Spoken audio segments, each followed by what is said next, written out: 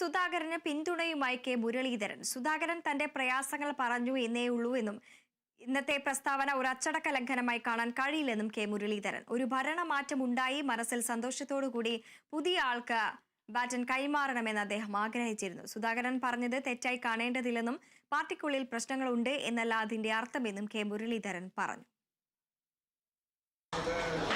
ചില പ്രയാസങ്ങൾ പറഞ്ഞു എന്നല്ലാതെ അതിന് അത്ര വലിയൊരു പാർട്ടിക്കകത്ത് എന്തെങ്കിലും ഉരുൾപൊട്ടലെന്നോ എന്തെങ്കിലും ഇഷ്യൂസ് ഉണ്ടെന്നൊന്നും അതിനകത്ത് സ്വാഭാവികമായിട്ടും ഒരു വ്യക്തി ഒരു സ്ഥാനം വീഴുമ്പോൾ അദ്ദേഹത്തിൻ്റെ പ്രവർത്തനങ്ങളെക്കുറിച്ച് നയവർക്ക് ആ രീതിയിൽ അദ്ദേഹത്തിനുണ്ടായ ചില പ്രയാസങ്ങൾ സൂചിപ്പിച്ചു. പിന്നെ ഈ പറഞ്ഞതുപോലെ അദ്ദേഹത്തിന് ആഗ്രഹമുണ്ടായിരുന്നു, അതായത് ഒരു ഭരണമാറ്റം ഉണ്ടായി നല്ലൊരു സന്തോഷം, മനസ്സിന് സന്തോഷത്തോടുകൂടിയിട്ട് പുതിയ ആൾക്ക് ബാറ്റൺ കൈമാറാൻ ആഗ്രഹിച്ചു. ഏതായാലും അദ്ദേഹം പാർട്ടി പറഞ്ഞതിൻ്റെ അനുസരിച്ചിട്ടുണ്ട്. അദ്ദേഹത്തിൻ്റെ ഇന്നത്തെ സ്റ്റേറ്റ്മെൻറ്റുകൾ ഒരിക്കലും ഒരു അച്ചടക്ക ലംഘനമായിട്ട് കാണാൻ സാധ്യമല്ല.